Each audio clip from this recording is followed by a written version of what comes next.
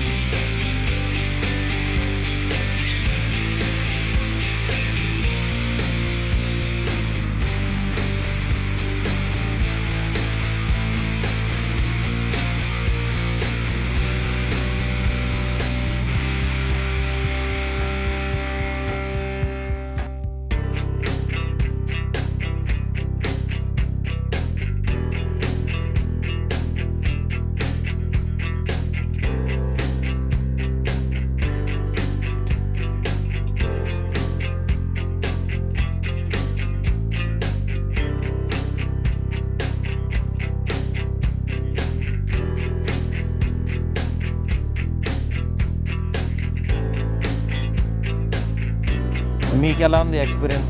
Super. Social media దుమ్ము లేపేస్తున్నారు. ఈరోజు trending అనమాట. ఇప్పుడే కాదు, రాజాసాబ్ అనుకున్న దగ్గర నుంచి ఎప్పుడెప్పుడు వస్తుందని ఫ్యాన్స్ వెయిటింగ్. సో ఇప్పుడు మీ నుంచి మీకు వచ్చిన బెస్ట్ కాంప్లిమెంట్ ఏంటి? నాకు వచ్చిన బెస్ట్ కాంప్లిమెంట్ అంటే ప్రభాస్ గారిని ఎలా చూడాలనుకుంటున్నాం అలా చూపించామనేది ఒకటి. నెక్స్ట్ ఎలా చూపించాలో అలా అనుకుంటున్నాం అనేది. నెక్స్ట్ ఇంకొకటి, సినిమా చాలా కొత్తగా ఉందని, ఈ జోనర్లో ప్రభాస్ గారిని పెట్టడం అనేది అదొక పెద్ద ఎలిమెంట్ అని. ఇలా అసలు రకరకాలుగా ఇంకా అన్ని పాజిటివ్ కామెంట్స్, ఎక్కడా కూడా ఇలా తీస్తే బ్యాండ్ దాని గురించి టాపిక్ లేకుండా వాళ్ళకు చిన్న సర్ప్రైజింగ్ షాకింగ్ ఎలిమెంట్ లాగా ఉంది. మేము ఫస్ట్ నుంచి ఫీల్ అయింది అది ఇవాళ ఓపెన్ చేసాము. నిజంగా చాలా హ్యాపీగా ఉందండి మీ అందరు ఇలా మాట్లాడటం. బిగ్గెస్ట్ హారర్ ఫ్యాంటసీ ఇండియన్ స్క్రీన్స్లో అన్నారు అంటే దాని మీనింగ్ ఏంటి సార్? డెఫినేషన్ ఏం చెప్తారు? అంటే నేనేంటంటే 2012లో ప్రేమ కథ చిత్రం తీశాను. అప్పుడు తీసినప్పుడు ఏంటంటే హర్రర్ కామెడీ, దాని తర్వాత ఒక నియర్ బై ఒక 500 ఫిలిమ్స్ వచ్చి ఉంటాయి సౌత్ ఇండియా మొత్తంలో. హిందీలో కూడా ఆ జానర్ వెళ్ళింది. బట్ హర్రర్ కామెడీలో కాకుండా హర్రర్ కామెడీలో ఒక ఫ్యాంటసీని యాడ్ చేయటం అంటే ఇంతవరకు అంటే హాలీవుడ్లో కూడా వేరే చేశారు కానీ జానర్స్ ఇలా రెండు మిక్సెస్ చేయలేదు. దాన్ని నేను యాక్చువల్గా రాసి దాన్ని కొత్తగా చేశాను. అది ఫైనల్ అవుట్పుట్ అయితే చాలా బాగా వచ్చింది. అదే సార్ ఫస్ట్ టైం ముందు మాట్లాడుతూ ఆయన ఫింగర్స్ కూడా యాక్ట్ చేస్తాయి అని చెప్పారు మీరు. వెనక నుంచి నడుస్తున్నా కానీ ఆయన ఇందులో మెయిన్గా 3 జోనర్స్ని టచ్ చేశారు: కామెడీ, థ్రిల్లర్, రొమాంటిక్. అవును, మీకు ఏమనిపించింది సార్? 3 పర్ఫెక్ట్గా డీల్ చేశాను అనిపించింది. ఆయన 3 పర్ఫెక్ట్గా కథలో బ్లెండ్ అయిన అనిపించింది. వీటితో పాటు చాలా మంచి బలమైన ఎమోషన్ కూడా ఉందన్నమాట సినిమాలో. అది కూడా మీరు చూస్తారు. సార్ ఫస్ట్ టైం మీరు విఎఫ్ఎక్స్ ఎక్కువ బేస్ అవుతున్నారు. విఎఫ్ఎక్స్ దీని మీద ఏమన్నా కంప్లైంట్స్ ఉన్నాయండి? అంటే మీకు నేర్చుకోవాలి కదండి. నేను వచ్చిందే ఫస్ట్ యానిమేషన్ బ్యాక్గ్రౌండ్ నుంచి. నేను మా ఆ యానిమేషన్లో నేను 2003లో 2000 నుంచి యానిమేషన్లోనే చేశాను.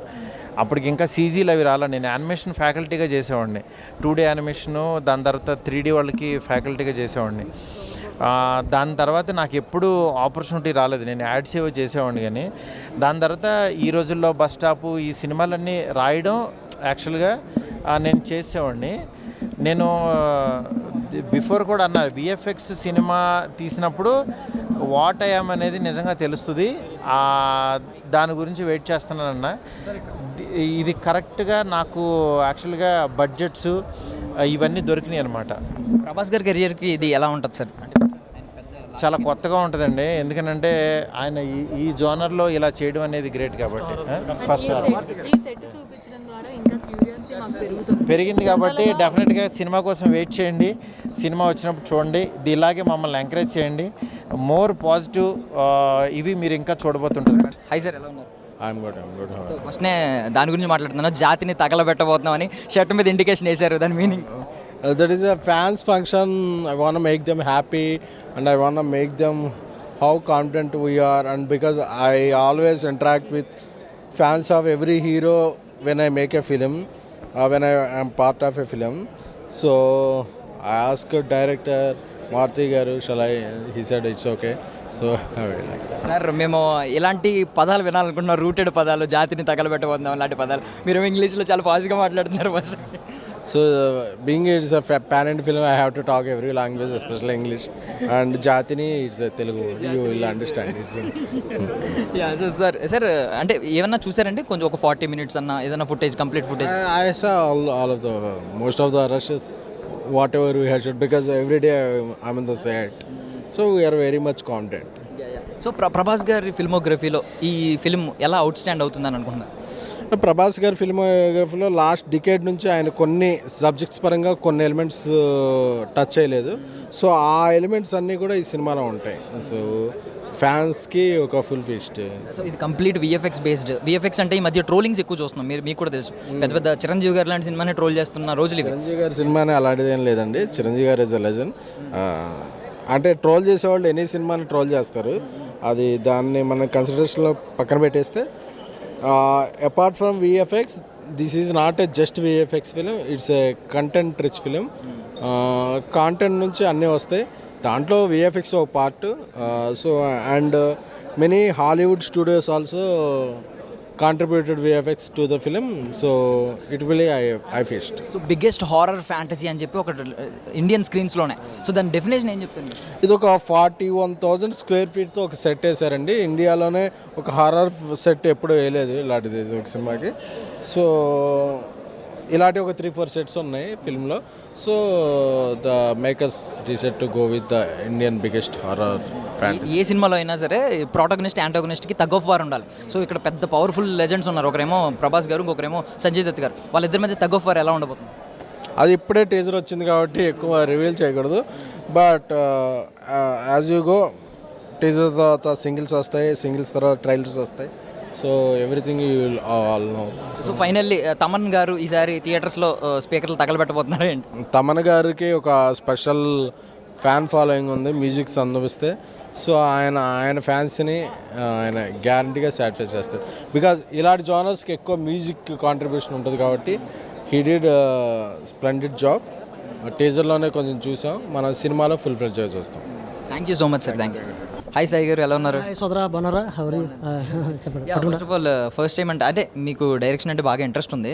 సో ఇక్కడ ఇప్పుడు మీరు కూడా బిజీ షెడ్యూల్లో ఉండి ప్రభాస్ గారు ఈ రాజాసాబ్ వర్క్ చేయడానికి మారుతి గారు ప్రథమ కారణమా, ప్రభాస్ గారు కూడా ఎంతో కొంత కారణమా? హాయ్ లలింగ్, ఇది ఒక మ్యాజిక్ అంటారు కదా, అలాగా. I'm so first of all I'm really proud of Maruthi garu. ఎందుకంటే ఆయన మనకి ఈ రోజుల్లో దగ్గర నుంచి ఒక కెమెరా, చిన్న కెమెరా పట్టుకొని ఫోటో కెమెరా తీస్తూ అక్కడి నుంచి ఇంత పెద్ద సెట్టు, పెద్ద హీరో, ఆ జర్నీ దగ్గరుండి చూశాను. బట్ ఈ సినిమాలో కూడా నేను అక్కడ డైరెక్షన్ డిపార్ట్మెంట్ అండ్ యాక్టింగ్, ఇక్కడ చిన్నది క్యారెక్టర్ చేశానులే. కానీ ఫుల్ లెంత్ నేను కూడా వన్ ఆఫ్ ద క్రియేటివ్ టీంలో భాగంగా ఉండడం ఐఎమ్ సో హ్యాపీ. ఇది ఒకరి మీద ఒకరికి జరిగిన వాళ్ళ నమ్మకంతో కుదిరింది అనమాట. అంటే ఒక హీరో, ఒక డైరెక్టర్ కలిసి నమ్మితే ఎట్లా ఉంటుంది, ఒకరినొకరు రెస్పెక్ట్ చేసుకుని ఒకరి టాలెంట్ని ఒకరు నమ్మితే ఎట్లా ఉంటుందో అట్లా కలుసుకున్నారు వాళ్ళు. అది మాకు సెట్లో ప్రతిరోజు చాలా కన్నుల పండుగగా ఉండేది అనమాట. సో మీరు టీజర్ వచ్చింది, రెస్పాన్స్ చూసారా? ఏమని వచ్చింది ఫస్ట్ కాంప్లిమెంట్? ఫిల్మ్ ఇంకా బాకీ అంటాను నేను, ఎందుకంటే మేము చూసింది చాలా ఎక్కువ, చేసింది చాలా ఎక్కువ, ఇది చాలా తక్కువ ఇచ్చారు. నేను అదే కొంచెం డిసప్పాయింట్, ఎందుకు ఇంకొంచెం ఇవ్వచ్చు కదా అంటే ఓకే మనకి ట్రైలర్ ఉంది కదా అని అన్నారు మారుతి గారు. బట్ మీరు దీనికే ఎగ్జైట్మెంట్ అవుతున్నారంటే నాకు తెలిసి ఐ హోప్ ట్రైలర్కి ఇంకా ఎగ్జైట్ అవుతారు, సినిమాకి మోర్ ఎగ్జైట్మెంట్ ఉంటుంది. సో ఇండియన్ స్క్రీన్స్లో మొత్తం అన్నిటిలో బిగ్గెస్ట్ హారర్ ఫ్యాంటసీ అన్నారు, ఎందుకు అన్నారు అన్నమాట? అంటే హారర్కి నాకు తెలిసి మన ఇండియాలో ఇంత యూజ్ ఎక్స్పెన్సివ్ చేసి ఉండరు. హారర్ జానర్ అనేటప్పటికి దాని లిమిటెడ్ బడ్జెట్ అదే ఉంటుంది కదా, మీరు చూసారు కదా సెట్ కానీ దీని పనిచేస్తున్న గ్రాఫిక్స్ టీమ్ కానీ. సో అందుకనే అంత this is a big horror romantic comedy. ఈ జానర్ని ఇంత పెద్దగా ఇంత ఎక్స్పెండిచర్గా ఎవరో చెప్పలేదు, అందుకే అని ఉంటారు. దట్స్ ట్రూ, నేను ఐ విట్నెస్ కాబట్టి. సో ప్రభాస్ గారిని సెట్స్లో అబ్జర్వ్ చేసినప్పుడు మీకు ఏమనిపించింది? అంటే బాగా విట్నెస్ చేసినప్పుడు ఆయన యాక్షన్ కావచ్చు, ఆయన యాక్టింగ్ కావచ్చు, లేదంటే యాక్షన్ సీక్వెన్సెస్ కావచ్చు, కామెడీ కావచ్చు, ఎస్పెషల్లీ ఆయన ఎప్పుడు బాహుబలి ఆయనకు తెలుసు, ఎప్పుడు డార్లింగ్ ఎప్పుడు ఆయనకి తెలుసు, రెండు ఆయనకి తెలుసు కాబట్టి ఆ సిచ్యువేషన్కి వచ్చినట్టుగా అలాగా వెళ్ళదు. ఈ సో ఇంటెన్స్ అండి. ఇంకా ఆయన గురించి మనం చెప్తే ఆయనకి చాలా ఇష్టం సినిమా అంటే, మంచి సినిమా చాలా ఇష్టం ఆయనకి, అది అనిపించి ఉండేది ప్రతి క్షణం దాని మీద డిస్కషన్లు. వీళ్ళు ఈ సినిమా లవర్ ఆయన, అది బాగా గమనించాను, అది చాలా ఇన్స్పైరింగ్ అనిపించింది. అంటే అంత పెద్ద హీరో అయ్యింది, మనం ఏం చేస్తే అది అయిపోద్దిలే అనుకోరు ఆయన, వచ్చిన కానీ ఆ డిస్కషన్ కానీ వీళ్ళు మాట్లాడుకోవడం అట్లా ఉంటుంది. ఎప్పుడైనా సెట్స్లోకి ఫుడ్ వచ్చిందండి ఆయన ఫుడ్? వస్తుంటుందండి, చాలాసార్లు పంపిస్తుంటారు. ఏంటి స్పెషల్ ఏమొచ్చింది చెప్పండి మీరు అలా లేదు, ఒకసారి పంపిస్తారండి రకరకాలు, ఎవరన్నా మంచి యాక్టర్ అన్నీ పంపిస్తారండి ఆయనకి. స్పెషల్ ఫుడ్ అంటే ఫుడ్ అని ఆయన తోసేస్తారు కానీ ఈజ్ వెరీ గుడ్ టాక్, చాలా బాగా మాట్లాడతారు ఆయన, దానికంటే బాగుంటుంది. సో అంటే మేము ఒక సీనే చూసాం, యాక్షన్ సీక్వెన్స్ అయితే జస్ట్ ఫైర్తో చేసింది ఒకటే చూసాం, మిగిలిందంతా ఆయన సెన్స్ ఆఫ్ హ్యూమర్ని ఎక్కువ చూసాం. ఏం అబ్జర్వ్ చేస్తూ ఉంటారు ఎక్కువ సినిమాలో? అంటే నేను పనిచేసాను, నాకు తెలుసు కాబట్టి అన్నిట్లో చిన్న చిన్న ముక్కలు పెట్టారు అంతే. ఇప్పుడు మీరు యాక్షన్ అనుకుంటే అది ఆకాశానికి అంత ఉంది, ఇందులో కామెడీ అంటే అది ఒక అంత ఉంది, అట్లా అన్నీ బ్యాలెన్స్ చేశారండి ఈ సినిమా. మన ఇండియన్ సినిమాకి కావాల్సిన ఆ హీరోకి మిస్ అయినవి ఇలా ఒక స్ట్రాటజికల్గా చేశారు, బట్ స్క్రీన్లో బాగుంది. సో ఇప్పుడు ప్రభాస్ గారి సినిమాలు అంటేనే అన్నీ మనకు తెలుసు, పాన్ వరల్డ్ని ఏం చేస్తున్నాయి. సో సడన్గా ఒక కొత్త పంద మార్చి ఒక కొత్త రూట్లో ఈ సినిమా రావడం ఎలా ఉంటుంది అంటారు రేపొద్దున ఆయన? ఇందులో కొత్తదనంతో పాటు పాత వింటేజ్ కూడా ఉంటుంది, ఇది కొత్త వింటేజ్ మిక్సింగ్, ఇది బాగుంటుందండి. It's beautiful story. First of all ఈ మనం ఎన్ని పై విషయాలు మాట్లాడుకున్నా 45 minutes తర్వాత మొన్న సినిమా చూసాం, అది ఒక మారుతి గారు అద్భుతంగా రాసేసారు. సినిమా మొత్తం చూసారండి? డైరెక్టింగ్లో రోజు వస్తాను అంటే లేదు, మొత్తం ఫస్ట్ కాపీ ఏమన్నా చూసారు? అంటే చూస్తుంటాం కదా, గట్ ఫీలింగ్ ఒకటి ఉంటుంది, వస్తుంది కదా చూసింది. ఇది ఒక అద్భుతం అని చెప్తుంటే మళ్ళీ గట్ ఫీలింగ్. అంటే నేను జస్ట్ మేకింగ్ విజువల్స్ గురించి చెప్తున్నారు అనుకున్నాను. I'm really proud of Maruthi garu అంటున్నాను. అసలు ఆయన రైటింగ్ మనకు మొదటి నుంచి తెలిసిన వ్యక్తి వేరు కదా, చిన్న సినిమాలు చేసి ఆ లిమిట్లో చేసిన ఆయన ఇంత పెద్దది అన్నప్పుడు ఎట్లా డీల్ చేస్తాడని ఆయన క్వశ్చన్ మార్క్ లాగా మాకు ఉంటుంది కదా. స్క్రిప్ట్ రాసినప్పటికీ, స్క్రిప్ట్ దగ్గర మనం చూస్తున్నప్పటికీ, పనిచేస్తున్నప్పుడు. కానీ ఒక ఫ్లోకి వచ్చిన తర్వాత ఒక 45 రోజులు ఒక ఎపిసోడ్ చేస్తుంటుంటే ఆ సీన్స్, అంటే ఒకప్పుడు కార్స్లో మారుతి సుజుకి అలాగో, మారుతి గారు అలాగే సినిమా మన తెలుగు ఇండస్ట్రీకి ఇప్పుడు మళ్ళీ ఒక నిజంగా మీరు అన్నట్టు మారుతి గారు అంటే ఒకప్పుడు మారుతి సుజుకిలో ఎకనామీ, మనకి బడ్జెట్, కంఫర్టబుల్, ఒక చిన్నది అట్లా కాదు. ఇప్పుడు ఇది బ్రాండ్, ఇది ఫారెన్లో తిరుగుతుంటుంది ఈ బ్రాండ్కి. ఈసారి మళ్ళీ రీస్టార్ట్ అవుద్ది అంటారు, ఇక్కడ నుంచి ఇంజన్ గట్టిగా స్టార్ట్ అవుద్ది, ఈసారి గట్టిగా హార్స్ పవర్ ఎక్కువ ఉంటుంది అంటారా మారుతి గారి కెరియర్ గురించి ఈ సినిమా తర్వాత? కనపడుతుంది కదండి, అంటే అంత పెద్ద హీరో కంప్లీట్ చేంజ్ అని మీకు తెలుస్తుంది, ఇంకా నేను చెప్పడం ఉంది అందరికీ. మీరు పోనీ దీని తర్వాత డైరెక్షన్ డిపార్ట్మెంట్లో కంప్లీట్గా ఎంటర్ అవుతారా? నేను డైరెక్షన్ డిపార్ట్మెంట్ అండి, నేను ఇప్పుడు డైరెక్షన్ ట్రయల్స్లో ఉన్నాను. నాకు డైరెక్షన్ మొదటి నుంచి అసిస్టెంట్ డైరెక్టర్గా పనిచేశాను. ఇప్పుడు సడన్గా మళ్ళీ డైరెక్షన్లోకి వెళ్తున్న టైంలో ఈ 2 years నాకు ఈ ఆపర్చునిటీ మారుతి గారు రమ్మని ఇందులో పనిచేయని అవకాశం ఇచ్చారు. సో ఇంత పెద్ద సినిమా, ఇంత పెద్ద మనుషులు, ఇంత అన్నీ గ్రేట్ థింగ్స్ కదా, నాకు ఎగ్జైట్మెంట్తో ఇందులో దూరాను. ఇది అయిపోయింది కాబట్టి ఇప్పుడు నా సినిమా ట్రయల్స్లో నేను ఉన్నా. ప్రభాస్ గారు ఏమైనా కథ చెప్పే ప్రయత్నం చేశారు? ప్రభాస్ గారిది కాదండి, మనం చిన్నగా ఇప్పుడు ఏదైనా గెలిచిన తర్వాత ఇది మారుతి గారు ఎలా వచ్చారు చూడండి, కన్స్ట్రక్టివ్గా ఉండాలి ఫస్టే, అన్నీ అందరి వాటిని మనం ఆశించకూడదని. ఫైనల్లీ ప్రభాస్ గారు అంటే అందరికీ ఇష్టం, అందరికీ డార్లింగ్. మీకు ఎందుకు ఇష్టం, మీ కారణాలు చెప్పండి. కదండి మనం ఇప్పుడు ఈ హీరోలందరూ అంటే నేను కొత్తగా వచ్చినప్పుడు ఒక హీరోగా అంటే మనం ఇక సినిమాలు చూస్తున్నప్పుడు ఇండస్ట్రీకి రాకముందు వీళ్ళందరూ హీరోలే కదా, అద్భుతమైన సినిమాలు చేశారు కదండి, మనం చూసాం కదా, ఒక్కొక్కరిని ఒక్కొక్క స్టైల్లో చూసాం కదా. నాకు ఈయనలో ఇష్టం ఈ యాక్టింగ్ అదంతా అప్పటి వరకు ఓకే, కానీ ఇప్పుడు సెట్లో రోజు చూస్తున్నప్పుడు సినిమా మీద నాకు ఆయన సినిమా మీద చాలా అవగాహన ఉందని తెలిసిన తర్వాత నాకు చాలా ఎక్సైట్మెంట్ అయిపోయింది. He knows very well to the crafts and movie అన్నీ సెట్టింగ్ అనమాట. ఆయన కథ మాట్లాడుతుంటాడు, కథ వింటుంటాడు, ఎక్కువ ఎంజాయ్ చేస్తూ అంటే తెలుసుకొని దాని గురించి డిస్కషన్. ఒక హీరో వచ్చి జస్ట్ అట్లా ఉంటారు ఆయన, అది నాకు నచ్చింది, నాకు బాగా నచ్చేసాడు. అతను కథ గురించి అంత బాగా ఎంత ఇంటెన్షన్గా వింటుంటాడు, సీన్ బాగుంటే ఎగ్జైట్ అయిపోతుంటారు. ఫ్యాన్స్ ఎలా బిహేవ్ చేస్తారో ఆయన బిహేవ్ చేస్తుంటాడు. నేను ఇందాక మారుతి గారితో అదే అంటాను, ఫ్యాన్స్ ఎగ్జైట్మెంట్ ఎలా ఉందో ఈయన ఎగ్జైట్మెంట్ సేమ్ ఉందండి. వీళ్ళిద్దరు సేమ్ ఒకలాగే ఉన్నారు. అంటే సీన్ బాగుందంటే ఈయన, సీన్ బాగా వచ్చిందంటే వాళ్ళు ఎలా ఎగ్జైట్మెంట్ అవుతారో వీళ్ళిద్దరూ అట్లా ఉంది అనిపించింది. Thank you so much sir. Raja Saab మీ కెరియర్లో కూడా మీ ఫిల్మోగ్రఫీలో కూడా ఒక మంచి మార్క్ క్రియేట్ చేసి నిలబడాలి. లేకపోయినా మనం ఇందులో జస్ట్ టెక్నీషియన్ ఇక్కడి నుంచి చాలా నేర్చుకోవడం, ఇక్కడ ఇది అబ్జర్వేషన్ చేయడం కానీ ఇది ఒక ఆపర్చునిటీగా నాకు ఫర్దర్ వర్క్లకు ఉపయోగపడుతుందని ఆశిస్తున్నాను. థ్యాంక్ యూ సో మచ్ అండి. దిస్ ఇస్ కంప్లీట్లీ మారుతి గారు, ప్రభాస్ గారి cinema. Thank you very much.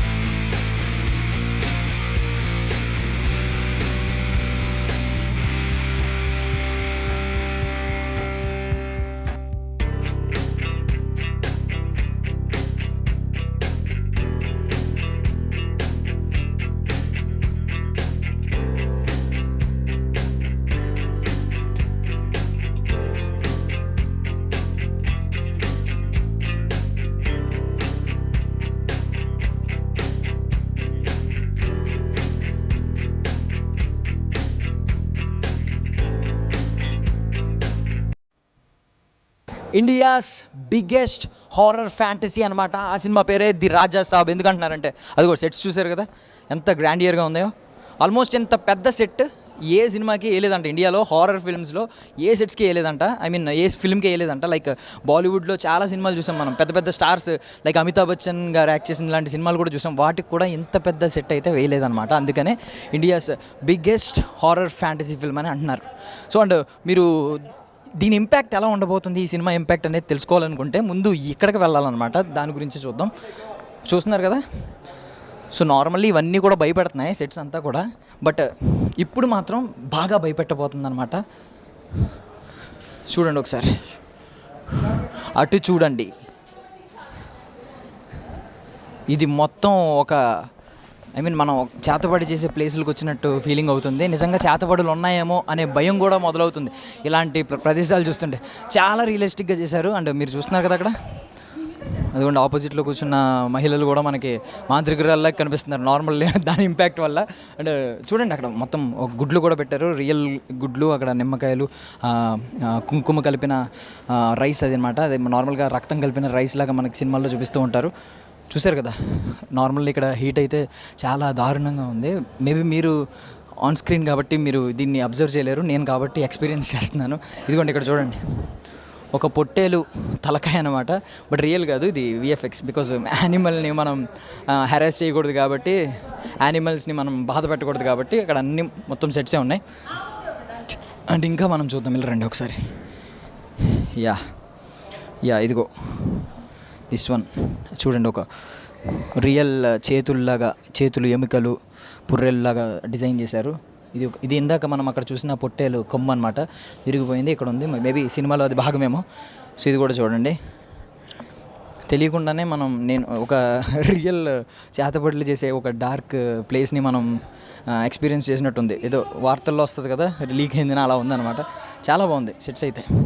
So మొత్తం ఒకసారి ఒక రౌండ్ వేయండి మొత్తం పైన అంతా. మీకు చిన్నప్పుడు అన్వేషిత అని ఒక సీరియల్ ఉంటుంది, అందులో రాక్షసి ఇదే ఫేస్తో ఉంటుంది అనమాట. మీరు బాగా అబ్జర్వ్ చేస్తే ఆ సెట్స్ మొత్తం అదే ఉంది. చిన్నప్పుడు నేను చాలా భయపడేవాడిని, 90s కిడ్ని కాబట్టి. అండ్ పదండి ఇంకా నెక్స్ట్ ఈ హీట్ని అయితే మీరు ఎక్స్పీరియన్స్ చేస్తారు. ఇప్పుడు గ్రాండ్ ఇయర్ని ఇక్కడ నుంచి చూడాలి కాబట్టి ఆ గ్రాండ్ ఇయర్ని అయితే నేను ఇప్పుడు మీకు చూపించబోతున్నాను. కమాన్, బై ద వే ఒకసారి ఈయనకి నమస్కారం పెట్టుకుందాం. మంచో చెడో పక్కన పెడితే కోపం వస్తుంది ఈయనకి.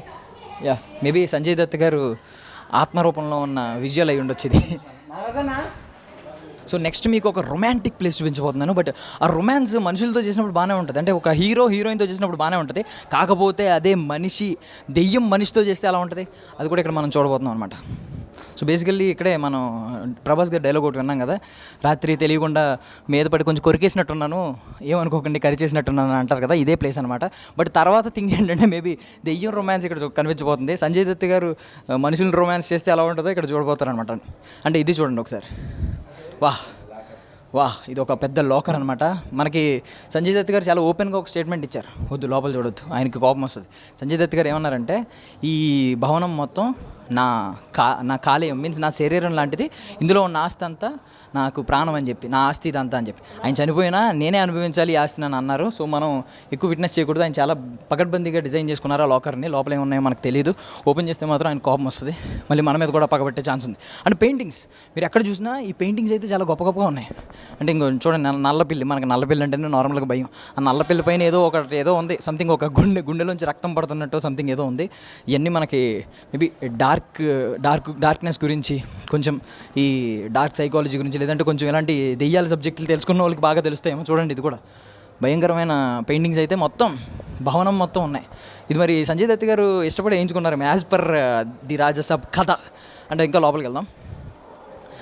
ఇక్కడైతే యూ విల్ విట్నెస్ సంథింగ్. ఇదిగోండి,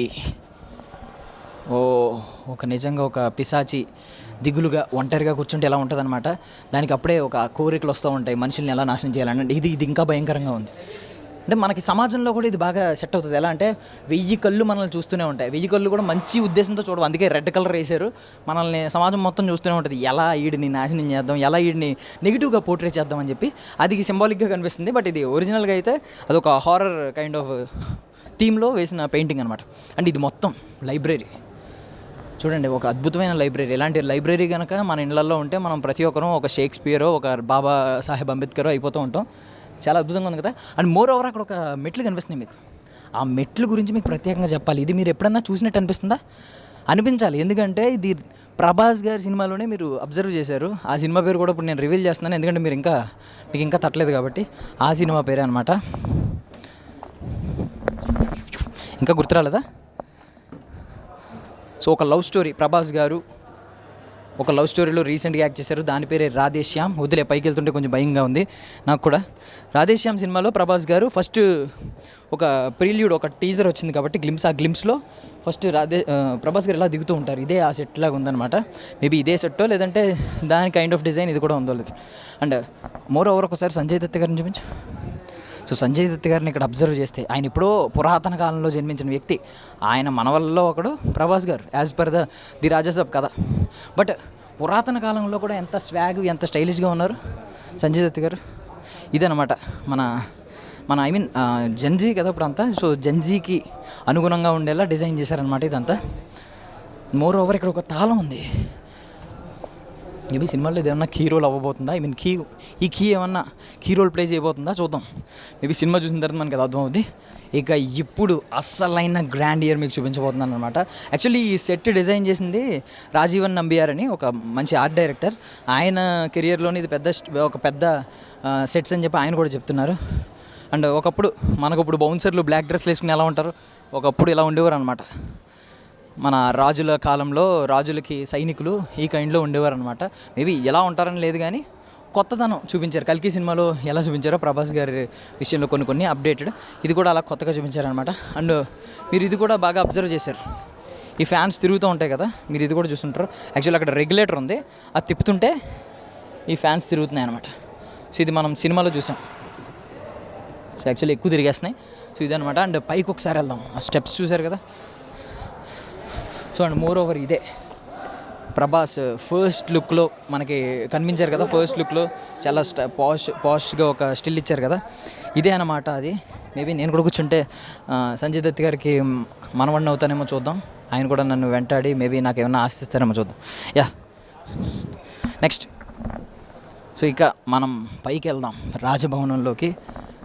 అదిగోండి రాజాది రాజా, సంజయ్ దత్ గారి పేరు నాకు తెలీదు, బట్ రాజాది రాజా, మహారాజా, చక్రవర్తి, చనిపోయిన తర్వాత కూడా ఆస్తిని అనుభవించాలనుకుంటున్న మన సంజయ్ దత్ గారు ఇక్కడే ఉన్నారు. మరి ఆయన చిహ్నం ఏంటో తెలియదు కానీ కింద లియో సినిమాలో లాగా ఒక గ్రెద్ద ఉందన్నమాట. దీన్ని డ్యాగ్ అంటారు, కొంతమంది గ్రెద్ద అంటారు. బట్ ఇది చాలా ప్యూర్ ఐరన్, అసలు మొయ్యలేకపోతున్నాను. ఓ మై గాడ్, మేబీ ఇది స్టిక్ చేస్తారేమో. నేను చాలా కష్టపడ్డాను దాన్ని లేపడానికి. ఎస్, ఇది కూడా చాలా బరువుగా ఉంది, బట్ గోల్డ్ కాదు, బ్రాంజ్. గోల్డ్ అయితే మనమే తీసుకెళ్ళిపోయేవాళ్ళం. ఎస్, చూడండి ఇవన్నీ వింటేజ్లో ఒకప్పుడు మన ఓల్డ్ ఆర్కిటెక్చర్ ఉండేది కదా ఇదంతా. అండ్ ఓల్డ్ అప్పుడు థింగ్స్ ఇలా ఉండేవన్నమాట, దీపపు కుందీలు. బికాజ్ అప్పుడు ఎలక్ట్రిసిటీ లేదు, బట్ ఇందులో ఎలక్ట్రిసిటీ కూడా ఉందనుకోండి. అండ్ సో ఇంకా మిగిలిన ప్యాలెస్ కూడా చూసేద్దాం. మై గాడ్, అడుగడుగున మర్రి చెట్టు. అంటే మర్రి చెట్టు యాక్చువల్లీ ఒకప్పుడు ఏంటంటే ఇలా భవనాల మధ్యలో మర్రి చెట్లు ఉండేవి. అంటే అందరికీ కాదు, కొన్ని భవనాలు ఏంటంటే పాడుబడిన భవనాలు అంటారు.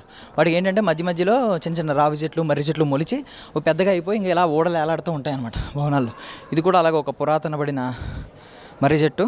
అండ్ ఇదిగోండి ఇందాక మనం చూసినట్టే ఒకటి ఉంది ఇక్కడ చూడండి, అది ఒక బావి అనమాట. అక్కడ చూడండి మళ్ళీ క్షుద్ర పూజలు చేయడానికి ఇంకొక ప్లేస్ ఉంది ఇక్కడ. అక్కడ నిజంగానే ఒక ఎముకలు ఉన్నాయి. అక్కడ ఎవరో ఒక వ్యక్తి కూర్చుని దాన్ని ఏదో ఎక్స్పీరియన్స్ చేస్తున్నాడు. ఏ మంత్రాలు, ఓం బగబుగే భగిని భాగోదరి అని ఏదో చదువుతున్నాడు. మేబీ అతనికి కూడా ఏదైనా ఆ ప్రభావం వచ్చి రేపొద్దున్న అతని మీద కూడా ఏదైనా ఆత్మ, సంజయ్ దత్ గారి ఆత్మ లాంటిది ఏమైనా పడుతుందేమో చూద్దాం. అండ్ మోర్ ఓవర్ గోడల మీద చూడండి ఏదో ఒక లిపి రాసి ఉందన్నమాట.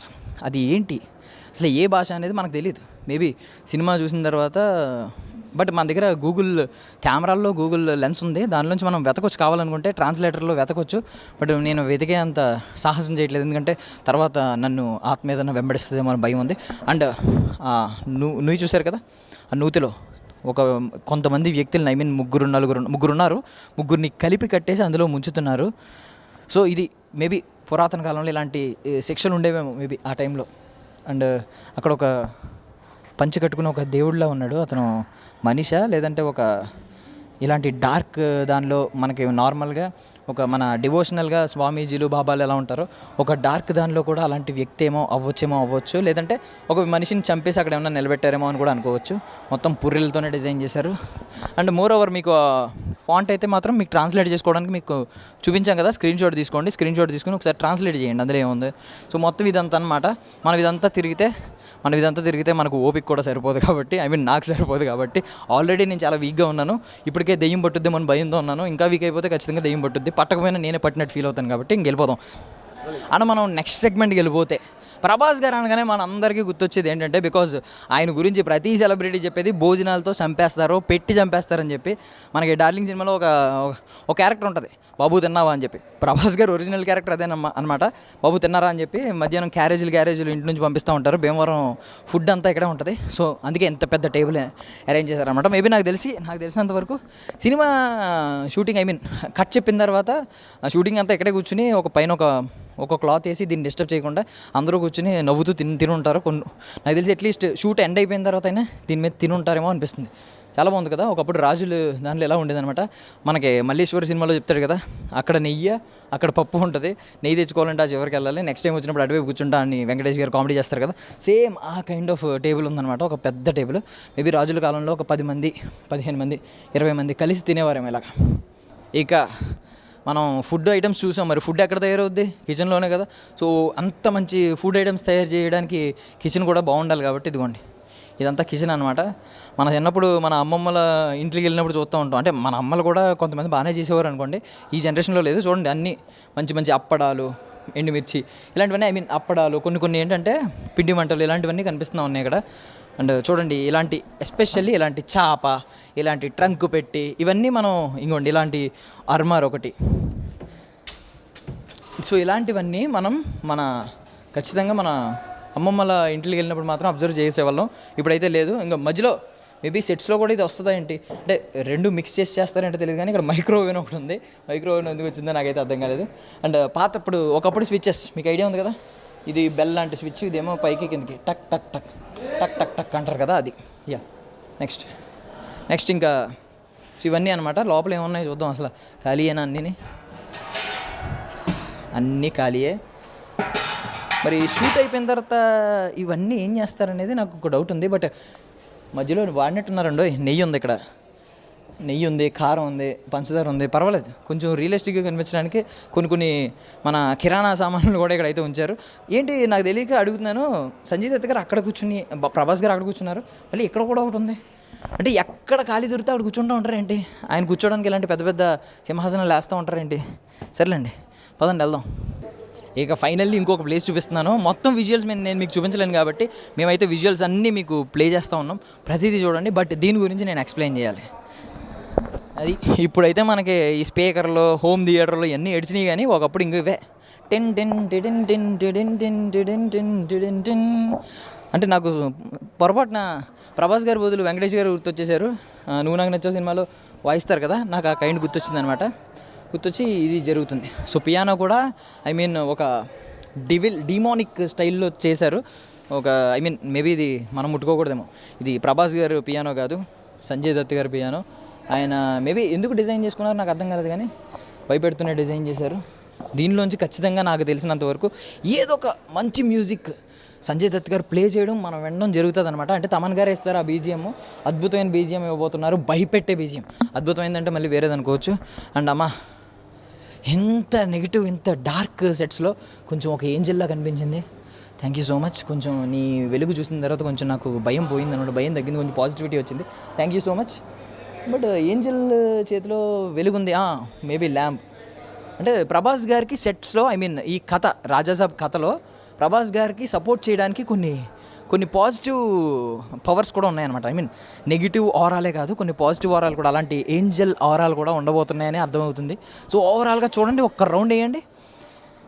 అమ్మా, 2 కళ్ళు చాలా అన్నారు, చుట్టూ ఒక 10 కళ్ళు ఉన్నా కూడా సెట్స్లో ఏదో ఒక భాగం మన కంటికి అందకుండా మిగిలిపోయేలా ఉందన్నమాట. ఇది సిచ్యువేషన్. సో అందుకే అన్నారు biggest horror fantasy ever in Indian history, in Indian film history అని చెప్పి. ది రాజాసాబ్ మారుతి గారి కెరియర్లో ఖచ్చితంగా ఒక సూపర్ చిత్రంగా మిగిలిపోబోతుంది. అండ్ ప్రభాస్ గారి టైమింగ్ని, కామెడీ టైమింగ్ని మళ్ళీ మనం చూడబోతున్నాం. దాంతోపాటు ఒక సరికొత్త క్యారెక్టర్, ప్రభాస్ గారి ఒక డిమోనిక్ క్యారెక్టర్ మనం చూసాం కదా, ఆయన నాకు తెలిసి దాని ఏమంటారు మాంత్రికుడో సంథింగ్ ఏదో.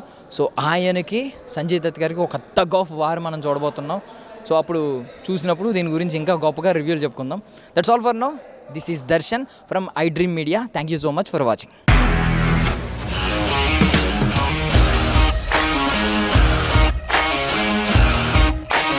ఇండస్ట్రీలో కమిట్మెంట్ ఇష్యూస్ వస్తే నీకు కూడా వచ్చినట్టు మార్నింగ్ తీసుకెళ్ళాలంటే కొట్టి పడేస్తారు.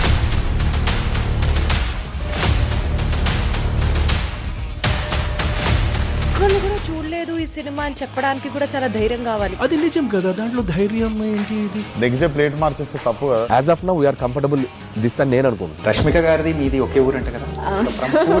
నీకు కోపం వచ్చిందంటే బాగా తిట్టేత్తరా? తిట్టేద్దామండి. నిజంగా గేమ్ ని ఎలా చేంజ్ చేయగలిగారు? ఏపీఎస్ఎఫ్సి వాళ్ళకి 6 నెలల్లో నేను 6 లక్షలు కట్టా. బిజినెస్ చేయాలనుకుంటే it is as difficult as riding a tiger.